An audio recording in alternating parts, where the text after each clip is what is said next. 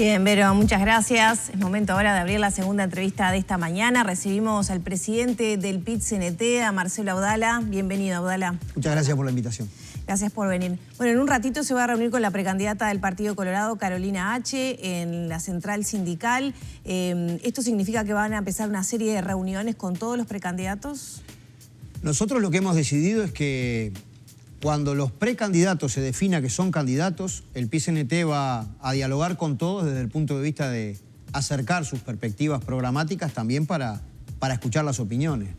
No hemos nosotros solicitado reuniones con los precandidatos, aunque si nos solicitan reunión, obviamente que participamos y atendemos.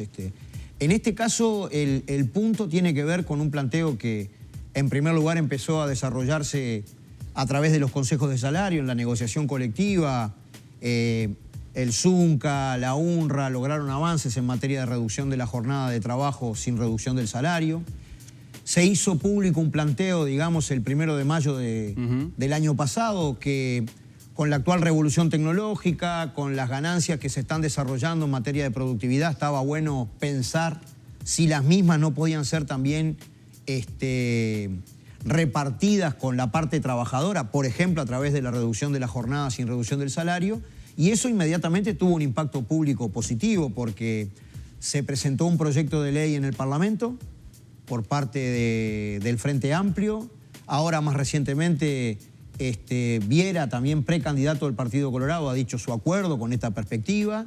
Y bueno, vamos a conversar un poquitito al respecto de los fundamentos y las razones que tiene el PIT-CNT para impulsar esta perspectiva. ¿Ahí entienden masa crítica para discutirlo? ¿Entiende el PIT-CNT que sería buena cosa que forme parte, por qué no, de la campaña que se nos viene? Bueno, todo lo que signifique que las preocupaciones de la clase trabajadora son parte del debate público, para nosotros es bienvenido.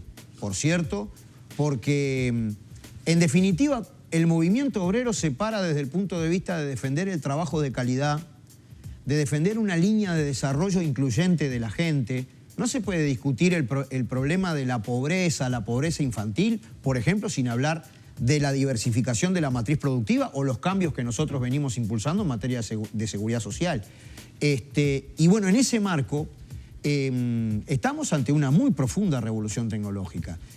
Cada vez más las sociedades se van a tener que preparar para discutir, para trabajar desde el punto de vista de la distribución equitativa hasta del propio trabajo. Y en ese sentido, para nosotros está muy bueno poder conversar sobre reducción de la jornada laboral, ¿no? Haciendo un poco de historia y planteando, ¿no?, la revolución tecnológica que se ha dado, ¿no? En una determinada cantidad, cada tantos periodos se da una situación de estas. Al principio del siglo XX en nuestro país vivía eso con estallidos sociales en materia obrera de los ferroviarios que reclamaban menos horas de trabajo. Se dio a principios del siglo XX. Hasta ahora no ha habido un acompasamiento de repente a lo que está sucediendo en otras partes del mundo, lo que está ocurriendo en nuestro país, siendo que fue pionero el Uruguay con la ley de 8 horas. Es que nosotros tenemos la opinión de que Uruguay se ha quedado un tanto rezagado en esta materia, ¿no? Porque es verdad, la ley de 8 horas es de 1915, al influjo del vallismo originario y todo un proceso de reformas que... Sí, con además, impulsos igual del herrerismo, ¿no? Porque Luis Alberto Herrera y Rox lo propusieron. Y con luchas obreras, porque no existe ninguna conquista que no surja de la lucha de los trabajadores.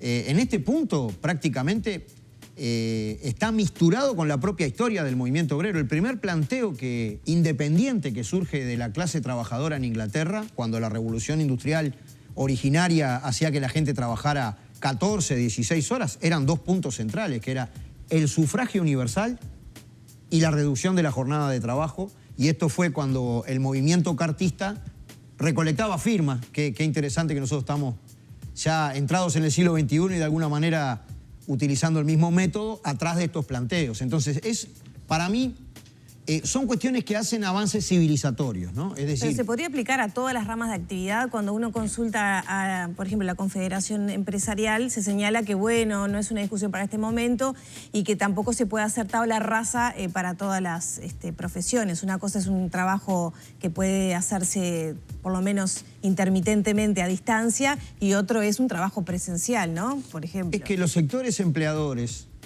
cada vez que hubo un empuje hacia la reducción de la jornada, primero fueron 12 horas, después 10, después 8.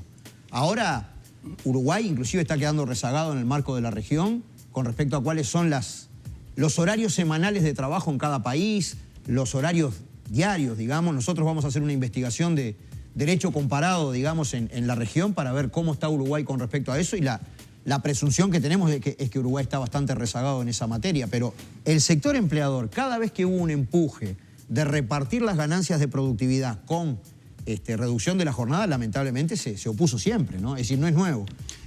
Lo cierto es que después que se implementan estas cuestiones, en realidad redundan en una mejora de la vida de la gente. Porque, a ver, ¿qué te puede impedir a vos que tú tenés un sector de comercio y servicios que ya están 44 horas semanales, ¿cierto? Tenés la industria manufacturera que está en 48. ¿Qué te puede impedir a vos, por ejemplo, impulsar que la semana laboral sea de 40 horas como primer paso? Nosotros, por ejemplo, no hablamos de las 6 horas de trabajo con pago de 8, porque eso también depende de cómo están organizados los turnos.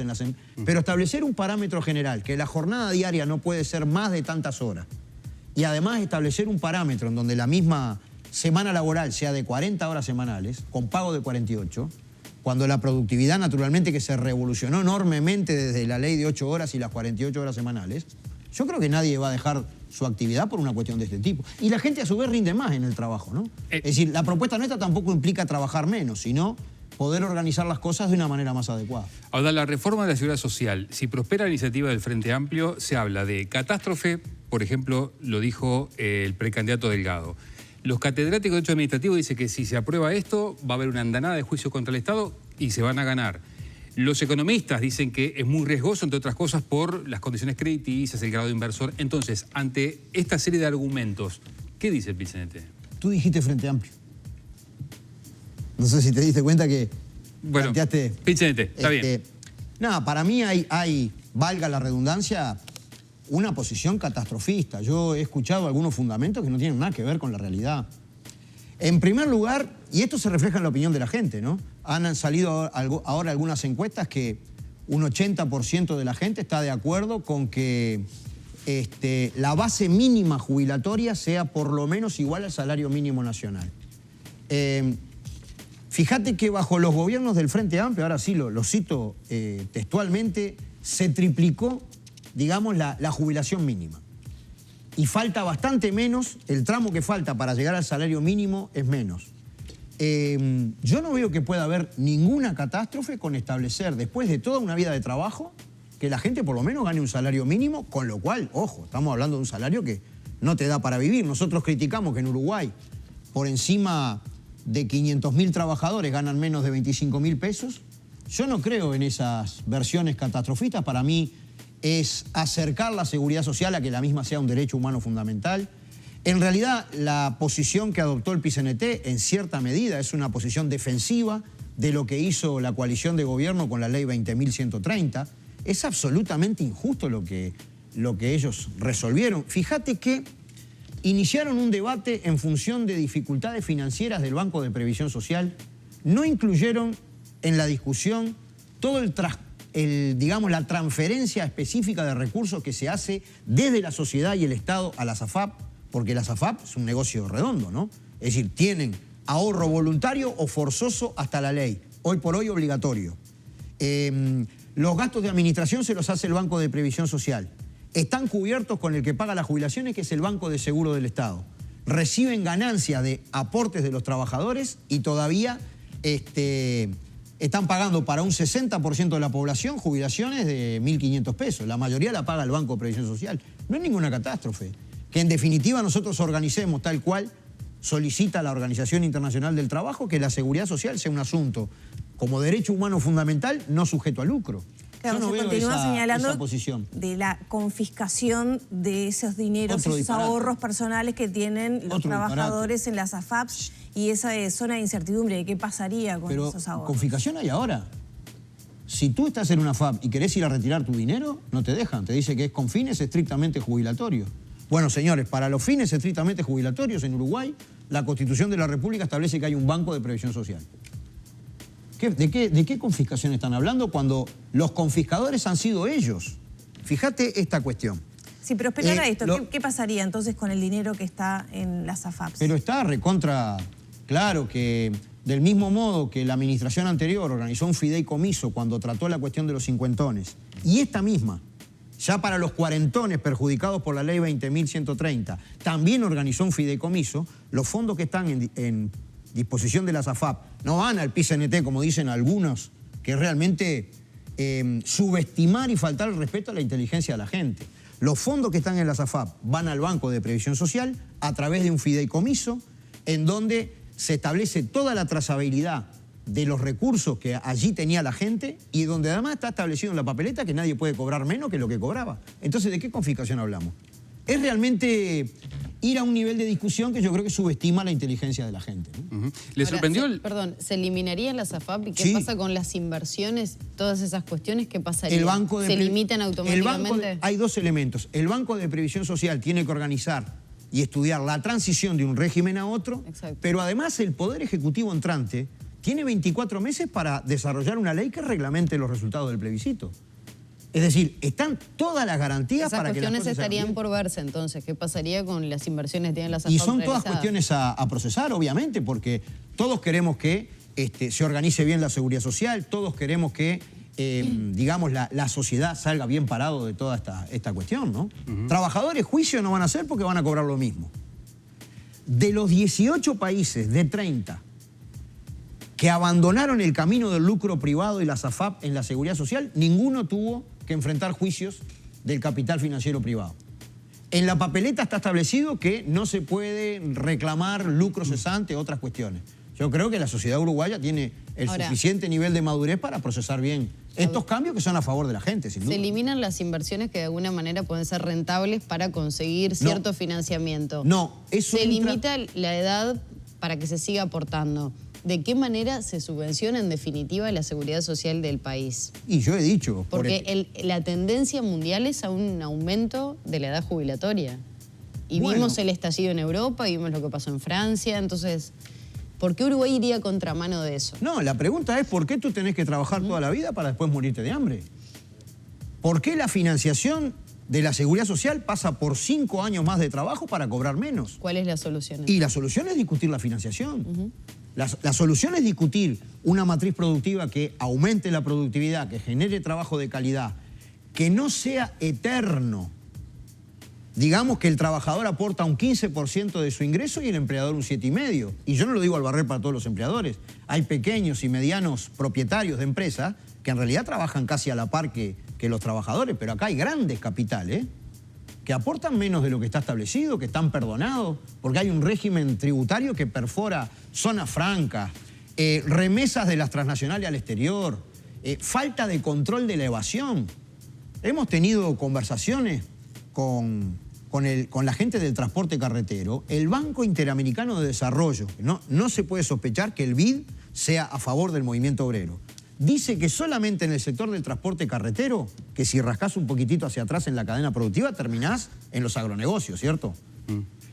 Deja de aportar 300 millones de dólares por año porque no hay un sistema de control del trabajo en el transporte carretero. Y ahí tenemos muertes, accidentes y además gente que trabaja 14 horas y todavía evasión a la DGI, al Banco de Previsión Social. Ahora, Si habrá maneras, digo, ¿cuál es el razonamiento que yo digo? Si habrá maneras de sostener para que un régimen alternativo de seguridad social, que no es lo que está establecido en la papeleta, están establecidos 3 pilares. Lo que ¿Se llega ustedes con las han firmas dicho. al 27 de abril? Yo creo que sí. Lo que estamos empujando, ahora hay una aceleración en la recolección de firmas, digamos, es que se sobrepase con creces la cifra que establece la Constitución. Le pido una lectura política. ¿Le sorprendió, en base a todos estos argumentos que está dando, que el Frente Amplio en su totalidad no haya apoyado y que haya dirigentes que todavía estén ambiguos? El propio presidente del Frente Amplio ha dicho que no sabe todavía si firmar o no. No me sorprendió y soy absolutamente respetuoso de las distintas posiciones políticas, digamos, que se establecen al respecto del tema. Yo aconsejaría que firmen igual, porque esto lo que hace es incluir un tema en el debate de la campaña, ¿no? Pero soy absolutamente respetuoso porque esta es una campaña en cierta medida que está absolutamente despartidizada. Nosotros dialogamos con la gente, no importa lo que haya votado, lo que vaya a votar, explicamos los puntos, en general la gente firma. El que no firma tenemos un diálogo absolutamente respetuoso. Está muy bueno porque, en definitiva, el movimiento obrero está dialogando, yo calculo a esta altura, que con 2 millones de compatriotas, ¿no? Porque estamos yendo a todos lados, bueno, se van a poner, ahora el 13 y el 14 se van a poner cientos de puestos fijos para recolectar firmas. Las firmas las vamos a entregar el 27 de abril. Ya conversamos con la señora vicepresidenta de la República para hacer entrega de las firmas. Yo pido a nuestra población no solamente que firme, sino que entre sus allegados recolecten firmas, porque esta es un proceso absolutamente democrático y en el cual yo creo que gana la democracia uruguaya, ¿no? Para entender un poco, con la eliminación de estos puntos, estos 3 grandes pilares dentro de la reforma de la seguridad social, ¿se aspira a que el próximo gobierno sí realmente llame a un diálogo social e incluya la visión del PIT-CNT? Totalmente. Porque hay realidades que se van a poder modificar. La edad jubilatoria 60, capaz que hay que correrla un poco, negociar otros aspectos, capaz que no son 5, son menos años. ¿Está dispuesto el PIT-CNT a dialogar sobre esos aspectos? Por supuesto, siempre la bandera nuestra ha sido el diálogo social, porque también es interesante buscar las causas de los fenómenos, ¿no? Hasta la ley que se aprobó el año pasado, la 20.130, la edad de jubilarse era 60 años, ¿cierto? Sin embargo, la gente se jubilaba entre los 63 y los 64. ¿Esto que hacemos nosotros implica que la gente sí o sí se va a jubilar a los 60? No, va a elegir. También tiene mucho que ver con que mucha gente, a mí me daba gracia cuando el ministro de Trabajo celebraba que alguna gente ya jubilada se anotaba para trabajar. El problema es que hay jubilaciones de hambre. Es decir, tenemos que plantear las causas de los problemas. Entonces, todas esas cuestiones, yo creo que está muy bueno abordarlas de manera integral en un proyecto de reforma de la seguridad social, que no es lo que establece esta papeleta, pero que también tiene que ver con qué sociedad queremos, a qué trabajo de calidad aspiramos, qué estrategia de desarrollo tenemos, cómo apuntamos a una sociedad más igualitaria, donde no predomine el modelo de la desigualdad que ha predominado en estos años. Se nos termina el tiempo, Galda, quiero hacerle 2 cortitas muy coyunturales. La primera, ¿van a acompañar, el PIT-CNT puede llegar a acompañar el paro previsto por los estatales de COFE? No hay un planteo en este instante al respecto de eso. Tenemos mesa representativa el día 11. Esto es un tema que vienen intentando abordar por la vía de que haya una negociación colectiva real. He escuchado las declaraciones de nuestros compañeros, de Joselo y de los compañeros del Departamento de Trabajadores Públicos, y han dicho que no quieren defender el abuso en materia de certificaciones que no corresponden. A mí me parece muy bien eso, pero que esto se pasa de la raya y que es un mecanismo para ahorrar dinero nomás. Estaremos atentos a lo que planteen los compañeros. En este instante no hay ningún planteo hecho. Bien, la otra, ahora sí la del estribo. ¿Qué valoración hace? Sé que el PIT-CNT no puede involucrarse en temas que tienen que ver estrictamente con los sindicatos, que son autónomos, que son filiales del plenario. Pero una lectura política, una visión del presidente del PIT-CNT sobre el episodio Ripoll y su expulsión de ADEON. Bueno, realmente no me corresponde intervenir al respecto, porque mucho más cuando hay cuestiones que hacen a elementos disciplinarios, a elementos éticos, por la propia configuración del PIT-CNT, que es una central, para mí es una central, convención dicen algunos, para mí es una central de filiales, una central de sindicatos con muy alto nivel de autonomía. Nosotros no fuimos convidados ni en la génesis de esto, ni en su trayectoria, ni tampoco su resolución. Lo que sí nos han pedido los compañeros y las compañeras de ADEON es que nosotros ayudemos a que no hayan injerencias político-partidarias en las definiciones que toman ellos. Pero no nos corresponde a nosotros, porque son ellos los que tienen los elementos, saben de las finanzas de la organización. No es un elemento que ha entrado tampoco en la vida del PIT-CNT y no sería bueno que nosotros, y menos en estos momentos, nos pronunciemos al respecto de eso. Abdala, muchas gracias por estos Un gusto. minutos.